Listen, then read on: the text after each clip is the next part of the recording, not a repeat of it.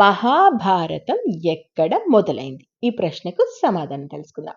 నైమిషారణ్యంలో కులపతి అయిన శౌనకముని 12 ఏళ్ళు సత్రయాగం చేస్తుంటాడు. సత్రయాగం అంటే అందరూ యజమానులే ఋత్విజులుగా ఉండి చేసేటువంటి యాగం.